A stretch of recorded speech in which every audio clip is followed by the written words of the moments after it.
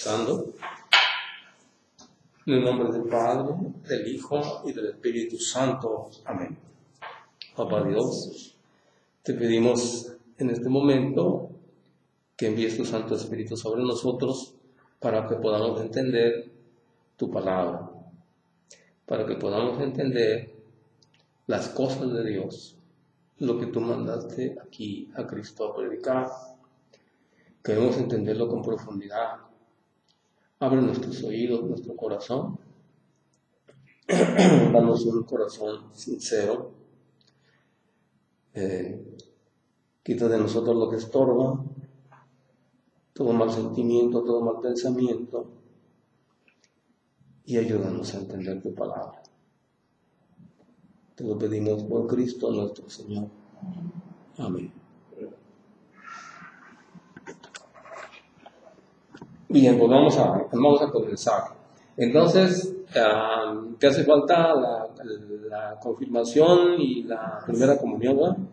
Sí. Eso hace falta. Muy bien. Vamos a empezar a hablar de esto y vamos a meternos un poco a fondo de esto y que vamos a entender las cosas de raíz, como les decía, ¿no? Para eso vamos a pensar un poquito en esto. ¿Cuánto hace que nació Cristo? Año 33 antes de Cristo. Ajá. Hace 2018 años que nació Cristo. Porque va con la historia.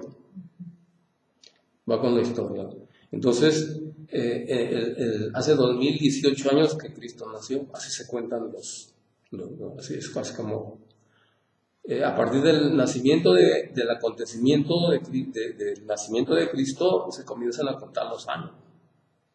Así que es algo importante meternos eso en nuestra cabecita para ir viendo cómo han sucedido las cosas.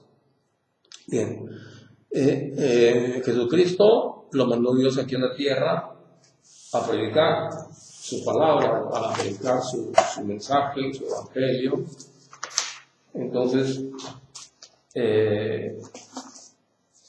Jesucristo entonces nace el año 1. Comienza a predicar, a hablar de Dios el año 30. Y nada más predica 3 años. Nada más 3 años predica Jesús. Y vamos a comenzar a ver la Biblia. Es importante esto, porque todo lo que yo les tengo que hablar va a ser basado en la Biblia, no en lo que yo diga, solamente en la historia, pues eso no. Entonces ahorita les hablo de historia. ¿Cuándo nació Cristo? Pues el año 1, y eso lo sabe todo el mundo. ¿Cuándo comenzó a predicar? Eso sí está aquí. Está en Lucas 3:23. Dice así: Jesús ya había pasado los 30 años de edad cuando comenzó su predicación. Jesús ya había pasado los 30 años de edad cuando comenzó. Así dice en Lucas 3:23. Entonces, por eso sabemos que solamente predicó 3 años. Porque por la historia se sabe que eso fue nada más 3 años lo que predicó. Sabemos que al año 33 fue crucificado. Entonces nada más fueron 3 años los que predicó Jesús. Y en esos 3 años que predicó Jesús, ya traía un mensaje de Dios. Ya traía lo que tenía que decir, porque Jesús no hacía nada por su cuenta propia. Él decía lo que el Padre le decía. A eso venía a la tierra. Y entonces Jesús, a la edad de 30 años, entonces comienza a hablar de Dios. Escoge 12 apóstoles, eso ya lo saben, ¿no? Escoge 12 apóstoles para formar un grupo, un equipo, para enseñarlos. En otras palabras, algo así como si fuera una escuela.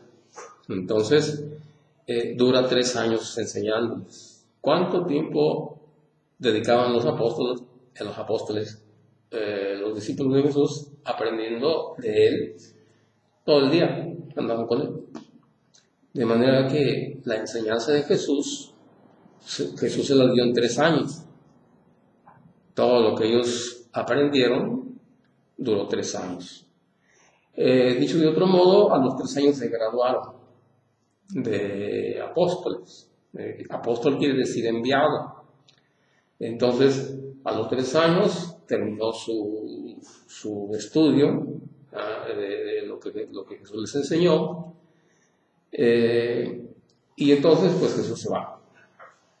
Entonces, pero al comenzar él a predicar, su plan que él tenía, que era por Dios, ese plan, dentro de ese plan era formar su grupo para establecer su iglesia. La palabra iglesia no es el edificio. La palabra iglesia, hay que aprender esto. La iglesia quiere decir congregación. Eso quiere decir iglesia, congregación. Entonces, es Jesucristo con sus 12 apóstoles, así como se forma la congregación. Jesucristo con sus 12 apóstoles, más la gente que se le va agregando ahí.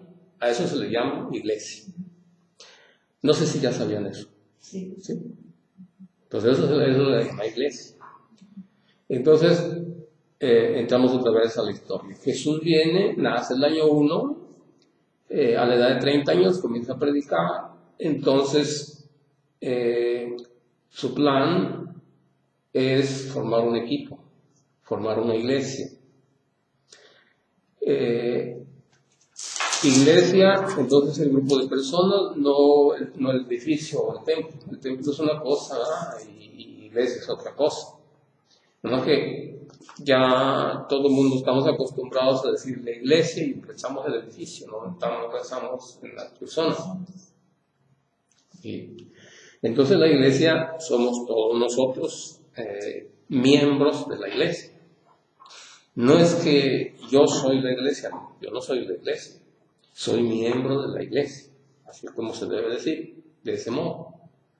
Entonces, yo soy un miembro de la iglesia, todos los bautizados entramos a formar parte de la iglesia.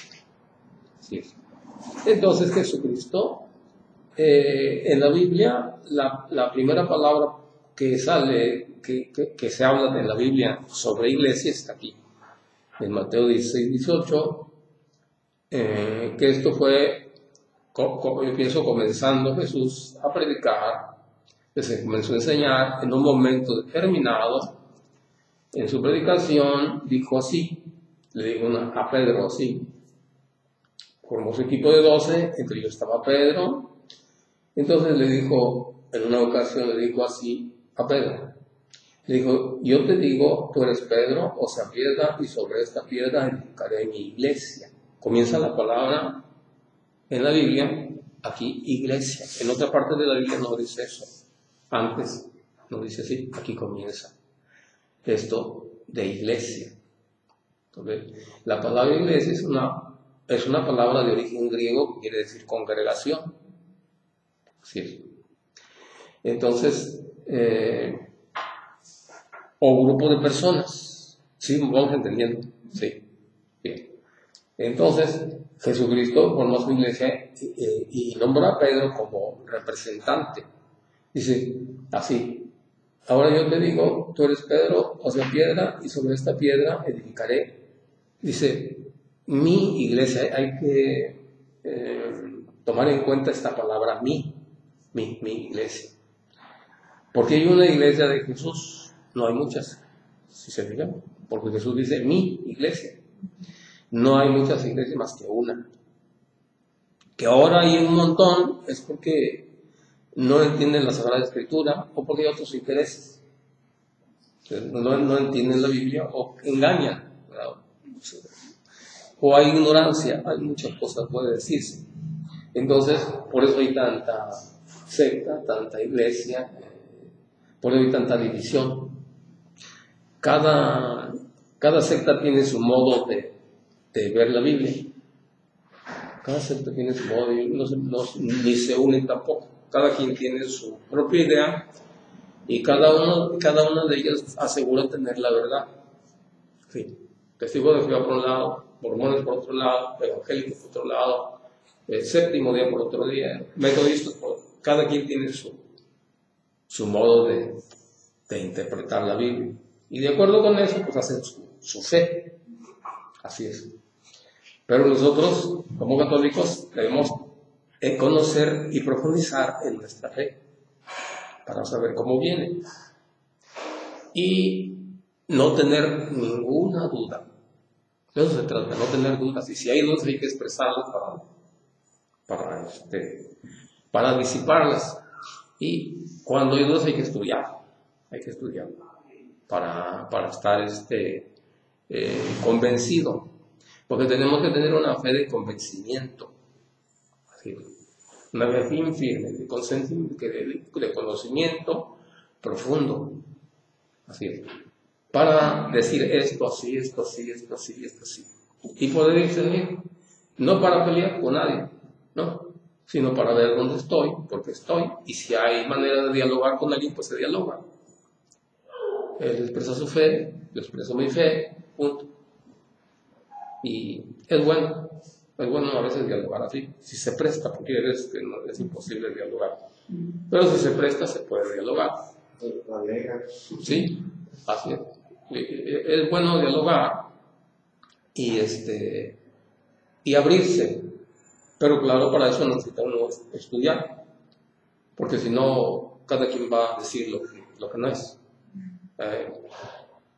Por ejemplo, ahorita aclaramos una cosa, que iglesia no es el edificio. Muchas personas piensan que la iglesia es el templo, no es así. Entonces, empezando por ahí, tienen que decir, bueno, pues, ¿qué entiendes por iglesia? Y de acuerdo con eso, entonces sí, vamos a meternos dentro. Como les decía, necesitamos entender las cosas de raíz, por eso les estoy diciendo eso.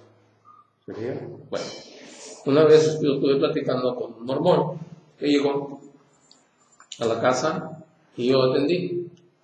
Y me dijo, pues que me invitaba a que viera su página de internet.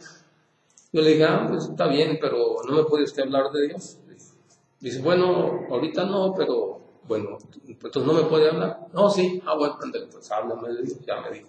Y abrió la Biblia nomás así, ya encontré un lugar donde decía, el Espíritu Santo estará con ustedes. Voy a enviar el Espíritu Santo a ustedes. Dice, ¿no? Y al que terminó, le dije, bien. Ahora, ¿qué me dice de esa parte de la Biblia? Me dijo, mire, me dijo algo así, por eso es que nosotros andamos predicando, porque el Espíritu Santo está en nosotros. Bueno, está bien. Correcto. Ahora yo voy a hablar. ¿No quieres que ya decir otra cosa? No, está bien. Bueno, yo voy a hablar ahora. Si me permite, con mucho respeto. ¿Usted sabe qué es iglesia? Le dije. Sí, la iglesia somos todos. Dice, no, yo no estoy de acuerdo con eso. Le voy a decir para mí que es iglesia. Con el debido respeto, pero yo no estoy de acuerdo. Entonces le dije, mire, la iglesia es Jesucristo con los 12 apóstoles, más la gente que se va uniendo. Porque iglesia quiere decir congregación. No sé si usted esté de acuerdo. Porque si no estamos de acuerdo no podemos seguir dialogando. No, me dijo, sí es cierto, tiene usted razón. Es Jesucristo con los 12 apóstoles. Muy bien. Ahora me va a decir usted, ¿a qué iglesia le dijo Jesucristo esas palabras? A la iglesia de los mormones, Juan 4. Se quedó pensando. ¿La iglesia de los mormones existía en ese tiempo? Pues no. Se dijo que no existía, entonces ¿a quién le dijo esas palabras Jesús? Y aunque no me explicó, le dije, ya, mire, a la iglesia que le dijo esas palabras Jesús fue la iglesia que él fundó en Pedro. A esa iglesia le dijo, no le dijo a otra. Entonces el Espíritu Santo vino a esa iglesia, no a otra.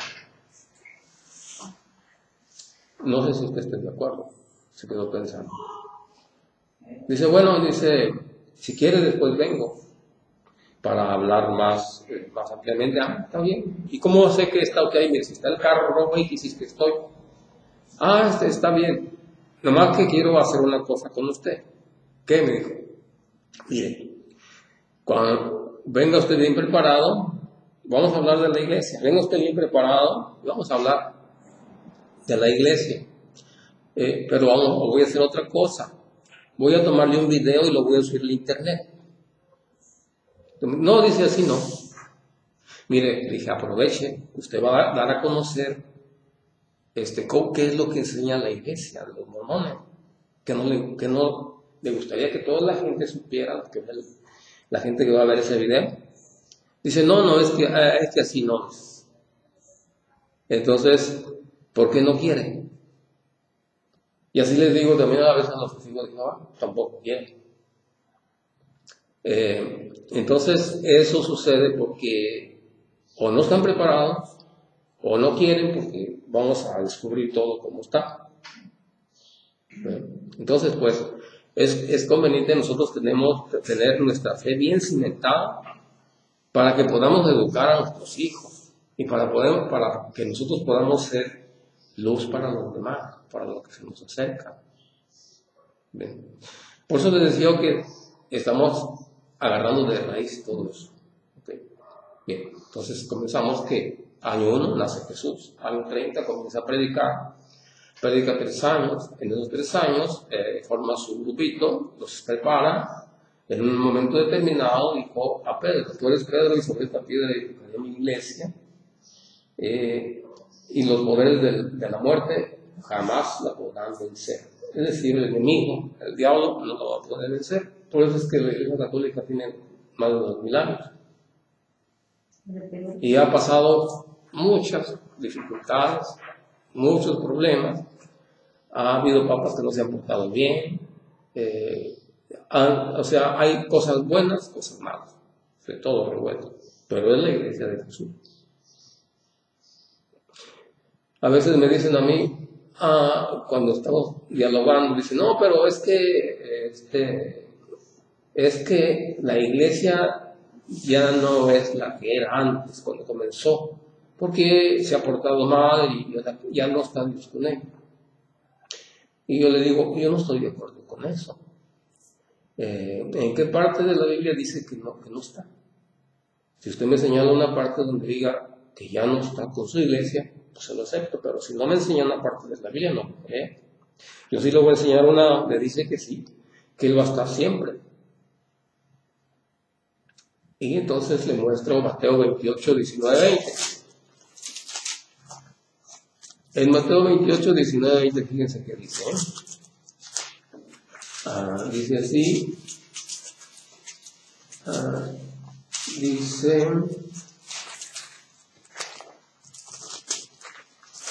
Recordemos que lo va a decir a su grupo. No había otra iglesia más que la de Cristo. Entonces a ese grupo le va a hablar Jesús.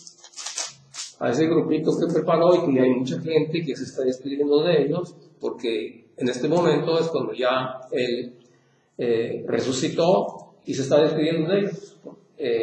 Después de que murió Jesús, se les apareció, se les seguía apareciendo y les seguía enseñando a los apóstoles. Pero ya cuando se despide para ya no regresar, les dice esto, le dice así. Dice Mateo 28, 19, 20, dice, vayan pues y hagan que todos los pueblos sean mis discípulos. Bautícenlos en el nombre del Padre, del Hijo y del Espíritu Santo y enséñenles a cumplir todo lo que yo les he encomendado a ustedes. Y aquí viene lo importante. Resalta, yo estoy con ustedes todos los días hasta el fin del mundo. ¿Sí? Entonces hay una promesa de Jesús que va a estar con ese grupo, o sea, con la iglesia que Él fundó. Así es. Pero esto no es posible si hay muchas cosas malas. Así es la iglesia desde el comienzo. Por eso las cartas del apóstol San Pablo siempre mandan a corregir. No están portando los demás porque la iglesia está revuelta de todo. Hay una parábola donde nos habla Jesús del trigo y cizaña. Es decir, hay cosas malas, cosas buenas. Al final de los tiempos, dice Jesús, va a escoger lo bueno. Se lo va a llevar, lo malo lo va a quemar. Entonces, sí, así es. Por eso es que En la iglesia hay de todo. Y también hay que pensar otra cosa. Ninguna iglesia es perfecta. Ninguna. Cuando alguna persona dice que su iglesia es perfecta, es que está mal, lo engañado. Nadie es perfecto. Nadie somos perfectos. Así que eso no es correcto. Así es. A ver, hasta el momento, ¿no tienen alguna duda? ¿Todo bien? Bueno, ok. Entonces todo va, estoy hablando de acuerdo con lo que dice la Biblia, ¿sí? Bien. Entonces, seguimos con el plan de Dios. Dios tenía un plan. ¿Cuál era el plan de Dios? Salvar al mundo. Ese era el plan de Dios. ¿Salvarlo de qué? A ver, si no saben ustedes salvarlo de qué, ¿pueden decir ustedes de qué? ¿O qué es salvación para ustedes? A ver, échenle una pensadita. Salvarnos de matar los pecados. Muy bien, es el pecado. Hablamos del pecado. Vamos a estacionarnos un poquito ahí sobre lo del pecado. Salvación es eso. Nos va a salvar Jesús del pecado. Eso nos va a salvar del pecado. Y ampliando un poquito más, esto es esto, así. Si ustedes recuerdan la narración de Adán y Eva, ¿se acuerdan? ¿Qué pasó con Adán y Eva? No obedecieron a Dios, ¿verdad? Okay. Ahí comenzó cuando Dios hizo la creación, hizo al hombre y a la mujer. Y los bendijo y les dijo, crezcan y multiplíquense, llenen la tierra. ¿Verdad? Pero más adelantito dijo, les dio el mandamiento. Dice, aquí todo, en el jardín del Edén, en el paraíso, todo era muy bueno, muy bueno. No había nada de malo. El cielo es donde hay todo bueno sin nada de malo. Ese es el cielo. Y el infierno es lo contrario. Todo lo malo sin nada de bueno. Bueno. Entonces, cuando Dios hizo el mundo, el paraíso, era todo bueno sin nada de malo. Así es. Así que ni dolor, ni nada. Todo bueno, toda alegría, todo gozo, toda paz, todo eso, ¿no? Pero dio un mandamiento.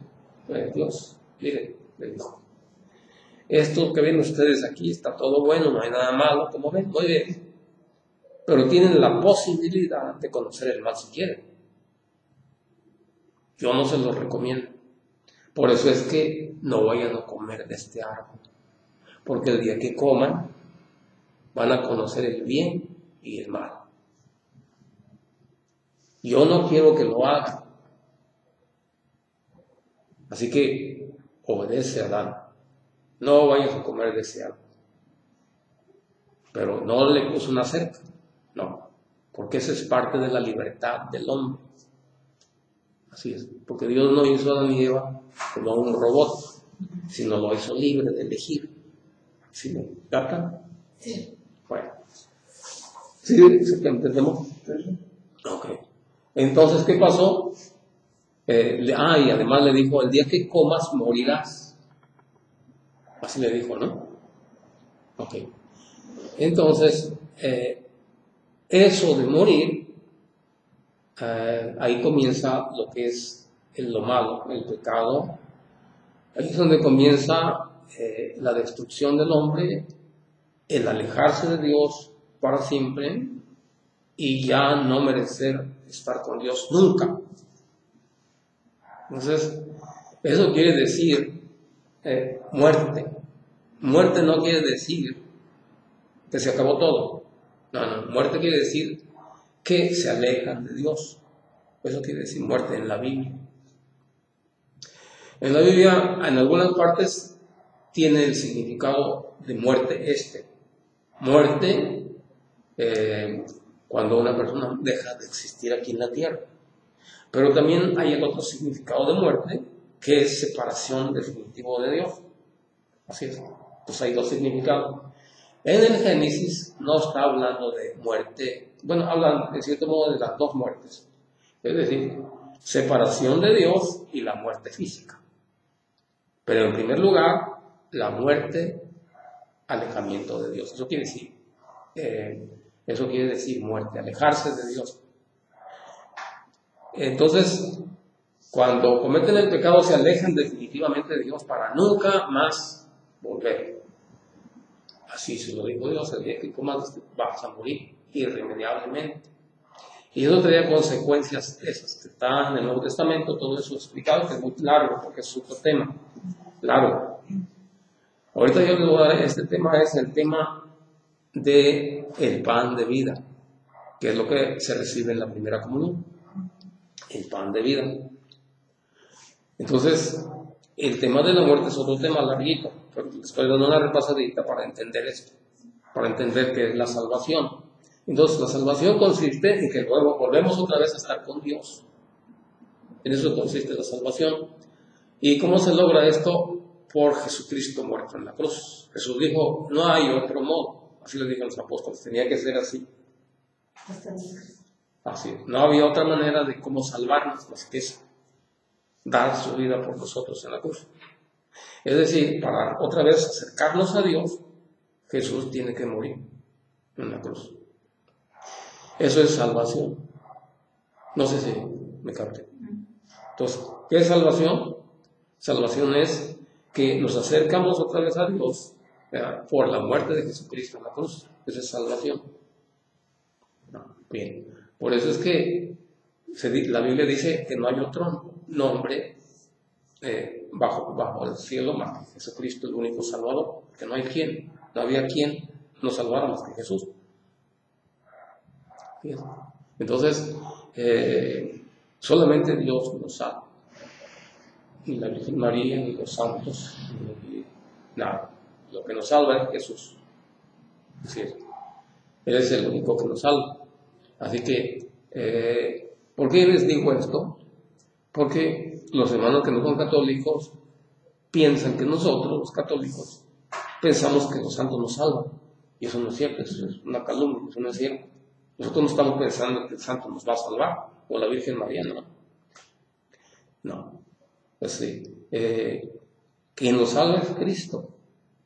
Ahora, ¿qué son los santos? Los santos nos encaminan a Cristo, igual que la iglesia. Así es. Así que, bueno.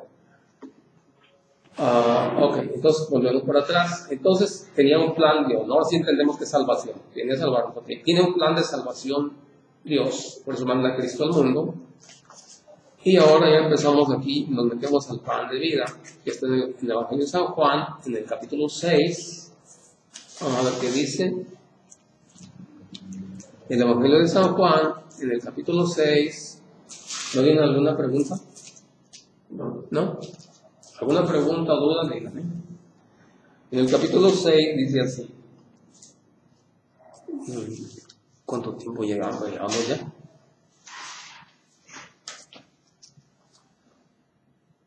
Bueno, acá dice 29. Ok, estamos bien.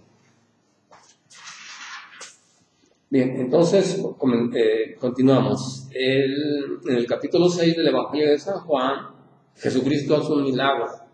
Cuando andaba predicando, hace un milagro. ¿Qué hizo Jesús? De 5 panes y 2 peces le dio de comer a 5,000 personas. Y sin contar los niños y las mujeres, dice ahí, si quieren más. Entonces, cuando hizo ese milagro, ¿ya? Que dio de comer a mucha gente, dice aquí así: después Jesús pasó a la otra orilla del lago de Galilea, cerca de Tiberíades. La gente lo seguía. Jesús subió al monte y se sentó allí, y con sus discípulos se acercaba la Pascua de los judíos.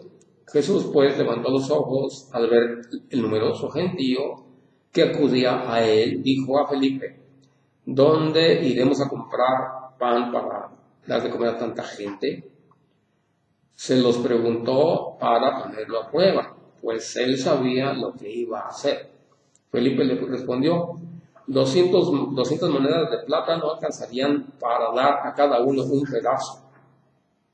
Otro discípulo dijo así: aquí hay un muchacho que tiene 5 panes de cebada y 2 pescados, pero ¿qué es esto para tanta gente?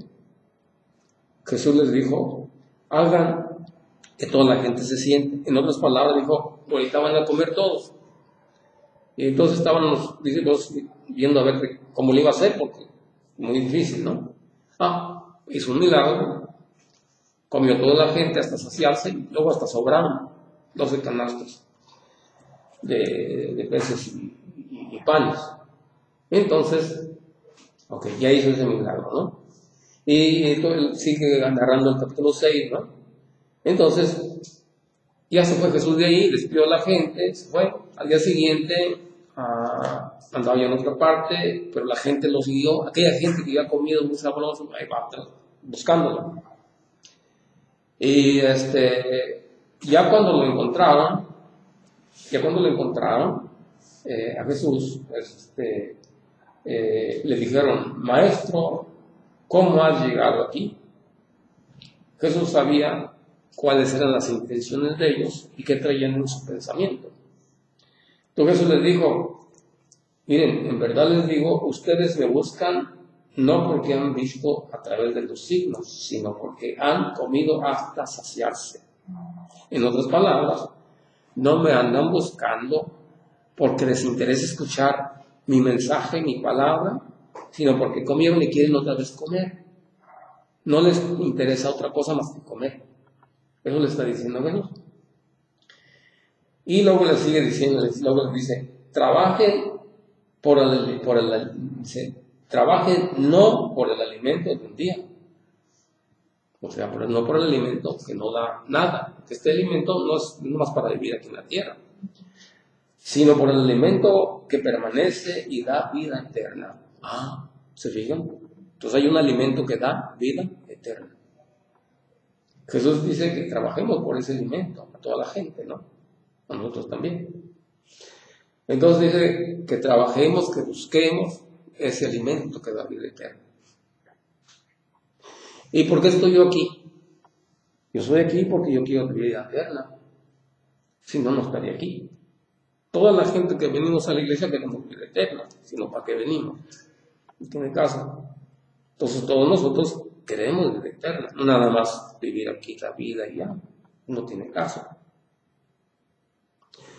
Así que todos queremos vida eterna y todos se nos va a acabar esta vida.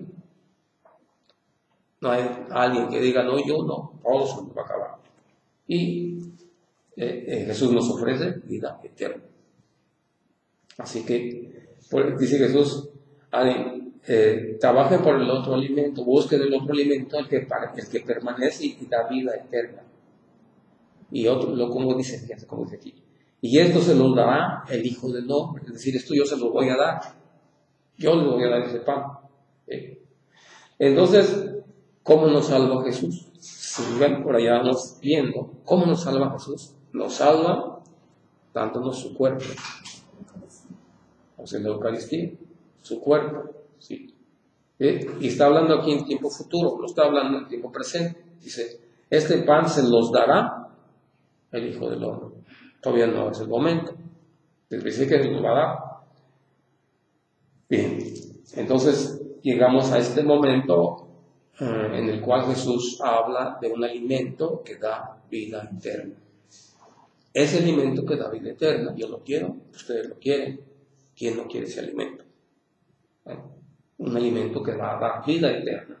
Eso es salvación, darnos vida eterna. Jesús. Entonces le preguntaron: ¿qué tenemos que hacer para trabajar en las obras de Dios? En otras palabras, ¿qué tengo que hacer yo para obtener ese alimento? Está diciendo, ¿qué tengo que hacer yo? Dice, ¿no? Jesús le respondió: la obra de Dios es esta, que crean en aquel que Dios les ha enviado. O sea, en otras palabras, crean en lo que yo les digo. Crean que hay un pan que da vida eterna. Eso está diciendo. Dijeron: ¿qué podemos hacer? ¿Qué señal milagrosa harás para que la veamos y creamos en ti? No creían. No creían en él. ¿Ya? Creían en ese alimento de pasajeros, así, pues lo van a buscar. Vamos con él, hace milagros, mira, nos dio de comer, qué sabrosa comida, vamos a buscar. Pero no quieren escuchar lo que dice. Le está diciendo que va a dar una comida que da vida eterna, ¿no? Ellos ya no quieren eso. A ver qué señal milagrosa vas a hacer. Ya la hizo. Dice, ya es una señal milagrosa grande. Pues no quieren entender. ¿Sí vamos pescando? Sí. Okay. Entonces, pues, le siguen diciendo a Jesús, empiezan como una especie de discusión ahí. Nuestros antepasados comieron el maná en el desierto, según dice la Escritura, se les dio a comer pan del cielo. Jesús les contestó, en verdad les digo, no fue Moisés quien les dio el pan del cielo, es mi Padre el que da el pan verdadero. El pan que Dios da es aquel que baja del cielo y da la vida al mundo. Ese es el pan, le dice. Y entonces ellos le dijeron, Señor, danos siempre ese pan. Como que ya están captando, ¿no? Entonces Jesús les dijo, yo soy ese pan de vida. El que viene a mí nunca tendrá hambre y el que cree en mí nunca tendrá sed. Sin embargo, como ya les dije, ustedes se niegan a creer. ¿No quieren creer? No quieren creer. Esto del pan que Dios nos da en la Eucaristía es fe, es por fe. Todos los que venimos a la iglesia sabemos que Cristo está ahí. Unos tendrán poca fe, otros mucha fe, no sé. Hay que pedir que Dios nos aumente en la fe. ¿Sí? Bien. Entonces, fíjense ustedes cómo esto aquí es igual que las personas que no son católicas. Es lo mismo. Las personas que no son católicas no creen que Jesús esté ahí. No lo creen. ¿Por qué razón? Porque así les han enseñado sus pastores. Así les han enseñado. Que Jesucristo no está ahí. Es igual como dice aquí. No creen. No tienen esa fe.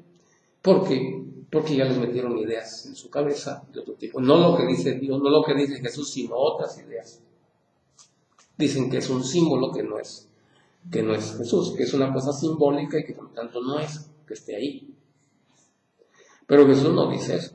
Él dice claramente, este es mi cuerpo. Más adelante lo dice. Bien, vamos a ver más adelante donde dice. Acá dice en Lucas 6:48 dice así, yo soy el pan de vida. Sus antepasados comieron el maná en el desierto y murieron. Aquí tienen el pan que ha bajado del cielo para que lo coman y ya no mueran. Yo soy ese pan, yo soy el pan vivo que ha bajado del cielo. El que coma de este pan vivirá para siempre. El pan que yo les daré es mi carne y la daré para vida del mundo. Los judíos discutían entre ellos, ¿cómo puede darnos a comer pan? O sea, ¿qué vamos a hacer, caníbales o qué? Pues, ¿cómo? Jesús les dijo, en verdad, les digo, no es en mentira, es en verdad. ¿Qué está diciendo en verdad? Si no comen la carne, fíjense cómo dice, si no comen la carne, porque eso entendieron ellos. ¿Cómo vamos a comer? ¿Que somos caníbales? Pues. Y de hecho, en la historia se sabe, a los comienzos de la iglesia, perseguían a los cristianos, a los primeros católicos, los perseguían por eso, porque decían que eran caníbales. Entonces eso ya viene hasta la historia también. Entonces Jesús les dijo, en verdad les digo, que si no comen la carne del Hijo del Hombre y no beben su sangre, no tienen vida en ustedes. En otras palabras, no se van a salvar.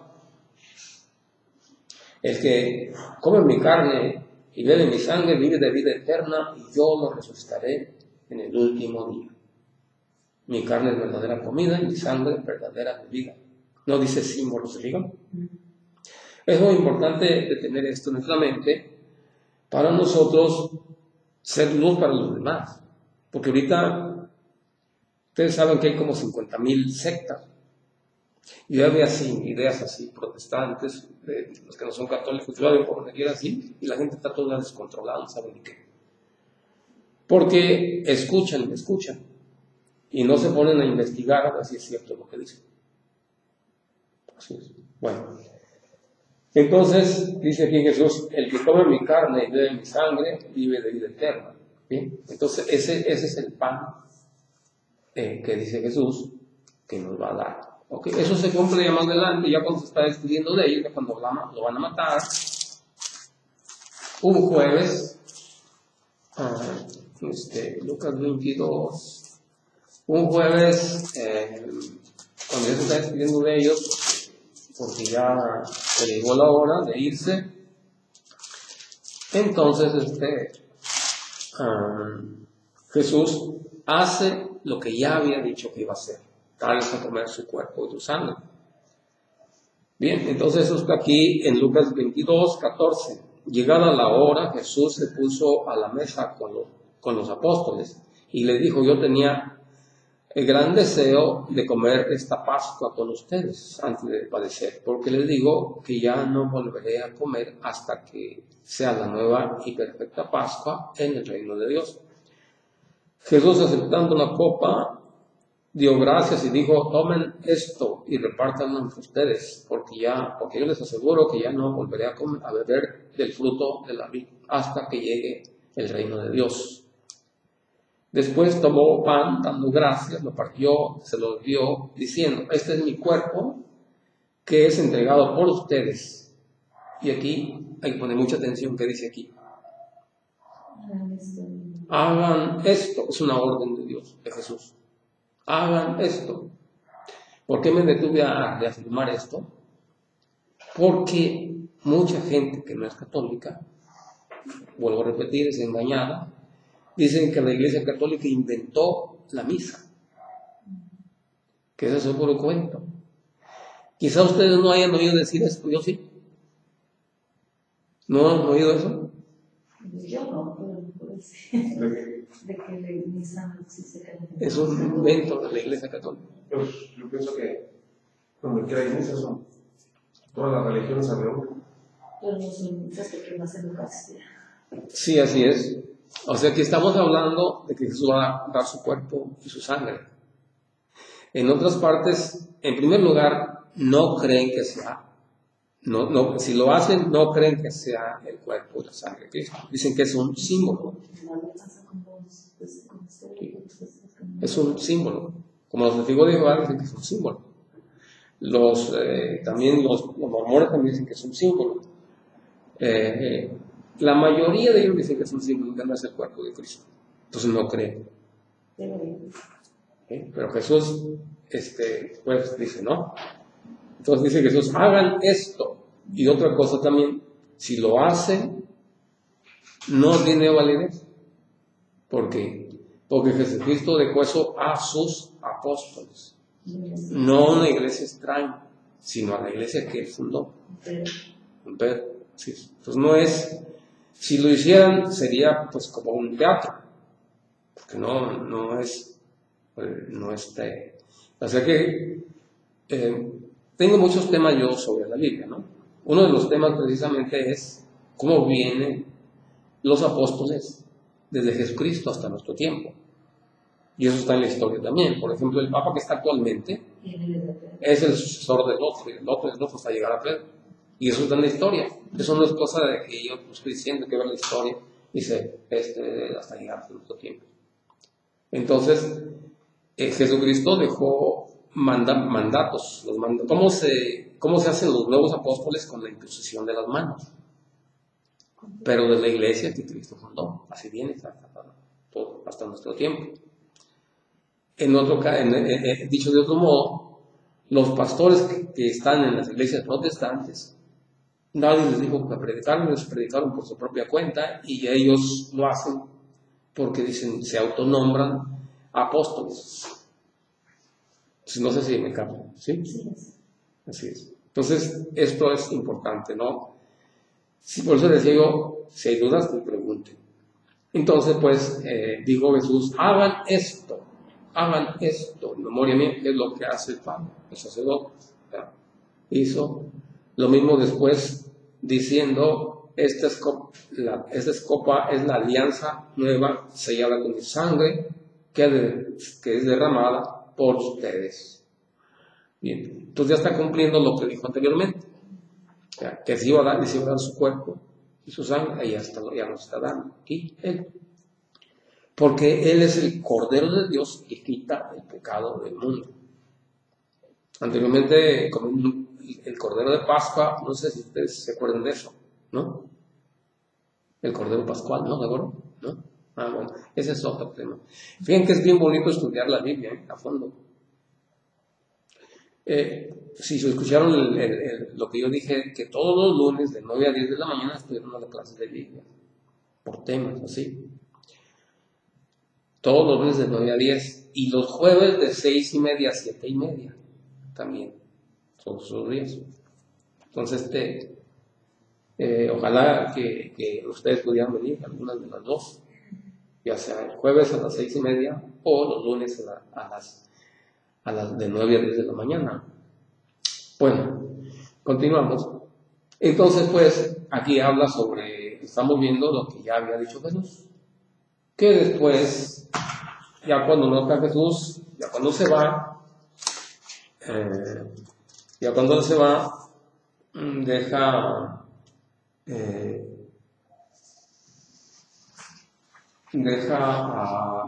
ya que deja su iglesia bien establecida, su grupo, comienzan a hacer eso que dijo Jesús. Eso que dijo. Entonces misa, les voy a decir que es misa. Misa es fracción del pan, la cena del Señor, Eucaristía. Entonces tiene 4 nombres. Misa, Eucaristía, cena del Señor. ¿Qué otra cosa le dije? Eucaristía. Eucaristía es acción de gracias. Eso quiere decir la palabra Eucaristía, acción de gracias. Y misa quiere decir envío. Entonces, ¿por qué dice envío? Porque nos envía, después que nosotros comemos el pan y el cuerpo de Cristo, nos envía Dios a que demos testimonio de Jesús, hablemos de Jesús a la persona. Y cena del Señor, porque es una cena. Porque es una cena donde Jesús... Es como una fiesta, una reunión, algo importante. Eso es una cena en la cual nos da su cuerpo y su sangre. Así es. Bueno, ¿para qué? Para que tengamos vida eterna. Así es. Porque aquí dice, sí. Estabas todo lo que yo les estoy diciendo, como ven, está basado en la Biblia. Yo no les digo nada que no esté en la Biblia. Y es importante saberlo bien. Disipar toda duda. Después ya cuando se fue Jesús, en el año, vamos a ver, en el año 57, Jesucristo murió en el año 33, en el año 57, el apóstol San Pablo escribe una carta y habla sobre la cena del Señor. Es 1 Corintios 11:23. 1 Corintios 11:23.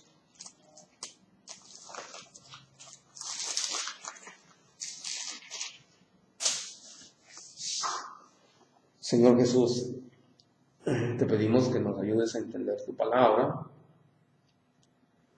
Protégenos, Señor, con tu sangre preciosa de todo mal, y haz que pongamos atención a tu palabra. Haz que se nos quede grabada en nuestro corazón. Amén. Bien, entonces, aquí dice en 1 Corintios 11:23-29, también eso, sobre la cena del Señor. Ya no está Jesús aquí. La iglesia está caminando y sigue haciendo eso. Y como les decía, en la iglesia no quiere decir que todos los miembros de la iglesia son perfectos. No, todos vamos caminando. La vida de fe es una lucha. Cuando Jesús escogió a los apóstoles no eran perfectos, no eran porque eran buenos, eran pecadores. Así es. Y uno sí, de plano, lo entregó. No lo engañó, otro lo entregó y otro lo traicionó. Así es. Entonces, en la iglesia hay de todo. En la iglesia hay de todo. Entonces, desde el comienzo, ¿cómo comenzó? Con 12 apóstoles, uno salió mal. Así que, que un sacerdote hizo esto, es un Judas, traicionó al maestro. Que un papa, Judas, traicionó al maestro. Así es.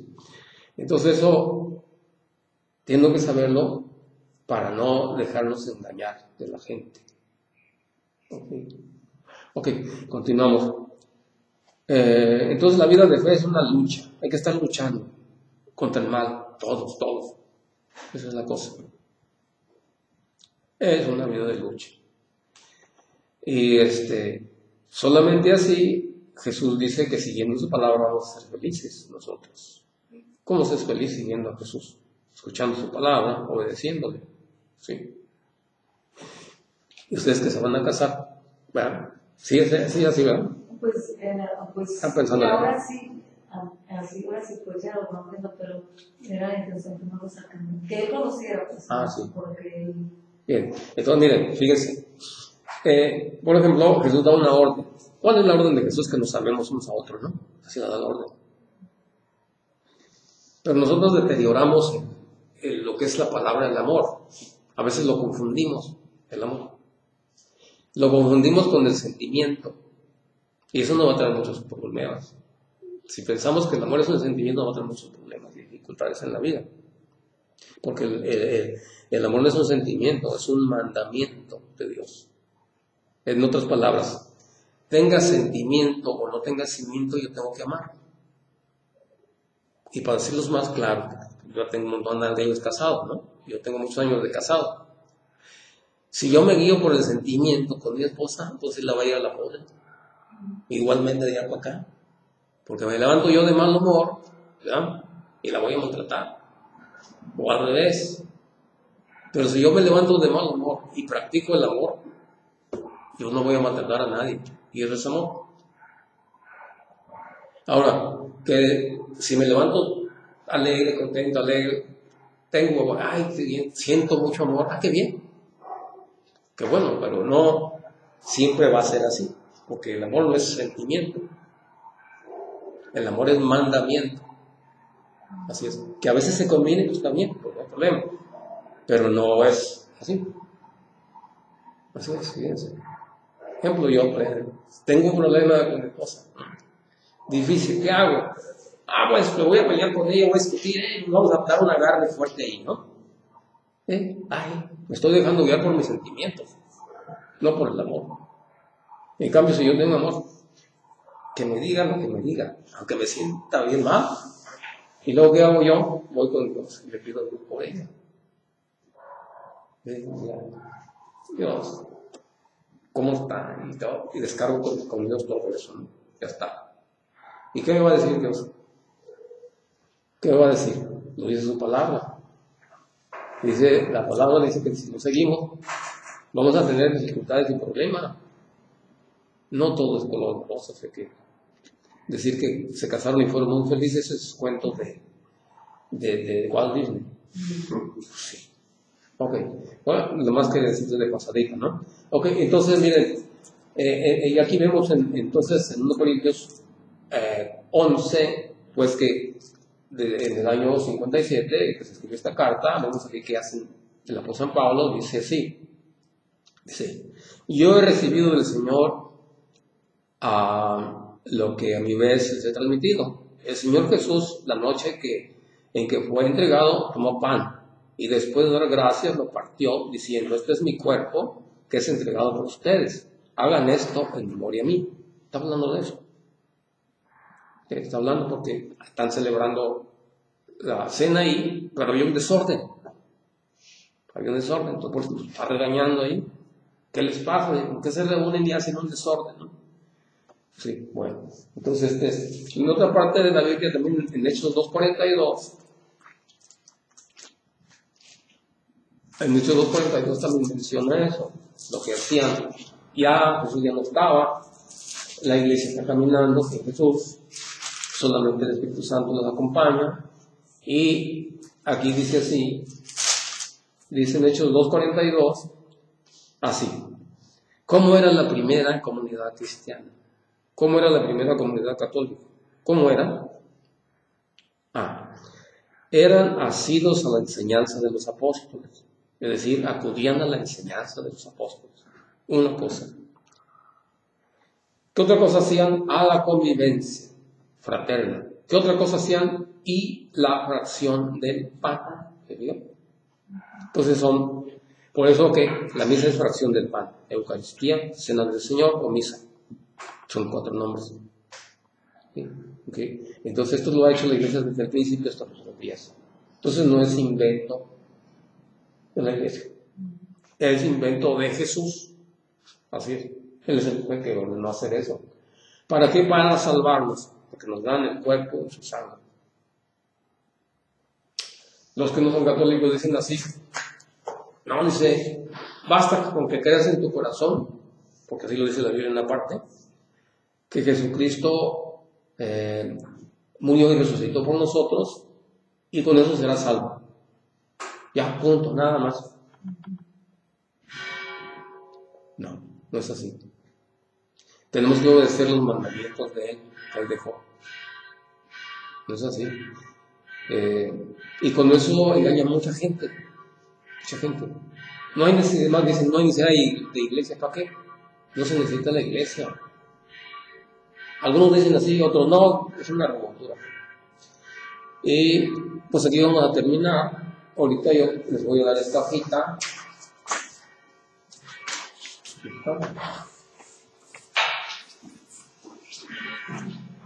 Les hablé de eso es lo que les hablé. Vamos a terminar ahora y vamos a hacer la oración final. En el nombre del Padre, del Hijo y del Espíritu Santo. Amén. Señor Jesús, tú nos miras que estamos escuchando tu palabra. Tú nos miras que estamos profundizando en los estudios, cómo es que viniste al mundo, qué dejaste, cómo nos salvas. Y tú dejaste establecido también la Santa Misa, donde se reparte tu cuerpo y tu sangre. Señor Jesús, ayúdanos a entender todo esto. Amén. María, Madre de Dios, ruega por nosotros. Amén. ¿No tienen alguna duda? No, Porque él es, yo pues pero es también de... Sí, pues ustedes pregunten, porque hay muchas cosas, hay muchas dudas. Por ejemplo, miren, se dice así, ¿para qué rezar tanto? Eso de rezar es puro dice la Biblia que no repitas tanto, porque repetir eso no está bien. Así dice. Hay un tema muy amplio sobre eso, pero les voy a decir una cosa muy sencilla. Si una persona me dice, es que los católicos repiten mucho, dice la Biblia que no repitas cuando estés orando. Ok, está bien. Vamos a ver una cosa. ¿Cómo ora usted entonces? Dígame, yo quiero escucharlo. A ver, ¿cómo ora usted? Yo oro así, a ver, dígame. Señor, no diga eso. ¿Por qué? Ya está repitiendo. No se repite. ¿Cómo no? ¿Usted hizo ayer esa oración o no? ¿Se fija? Bueno, a ver, siga orando. Señor, te alabo. No diga te alabo. Está repitiendo, eso lo dijo la vez pasada, ¿no se acuerdan? Entonces no se puede orar sin repetir. Entonces, pero hay un tema largo. Eso no es cortito, es un tema larguito donde hay muchas citas bíblicas, cómo se ora y cómo se ve que sí se le puede repetir. Es más, en el libro del Apocalipsis dice ahí que repiten día y noche una pura cosa. Santo, bendito sea todo, repite todo el tiempo. Entonces, eso de todas las sectas protestantes es puro cuento, la mayoría de ellos. No quiere decir que no haya cosas que están bien, algunas cosas están bien, pero la mayoría de ellas está mal interpretación de la Biblia. Todo mal. También, no te confíes con un hombre pecador, que no es que me comprueben con la Biblia donde dice que no se pueden acusar con un nombre. Y yo les compruebo con la Biblia que sí se pueden acusar con los hombres. ¿Se fijan? Entonces hay muchas cosas así que no, o sea, la Virgen María tuvo más hijos, que me lo comprueben con la Biblia. A ver si es cierto, yo se lo compruebo con la Biblia que no. Así va la cosa, ¿no? Entonces muchas cosas, ¿sí? Cuando se muere uno, se acabó todo. No, ya dejó de existir la persona para siempre. No sé qué. Que me lo muestro con la Biblia. Y yo le muestro con la Biblia que eso no es cierto. ¿Se fijan? Así como les estoy explicando ahorita, así, ampliamente, así les explico todo eso también. ¿Cómo es eso? Bueno, como que si la Virgen María tuvo más hijos, que no hay que repetir palabras, que todo eso, hay que leer bien todo y tenemos vamos a tener así un criterio amplio de ver cómo son las cosas, cómo se debe interpretar la Biblia. ¿Sí? Así es que, bueno, entonces, ¿lo hacemos para la próxima semana otra vez? Yo pensaba, Vamos a, pues, es que él está preparando.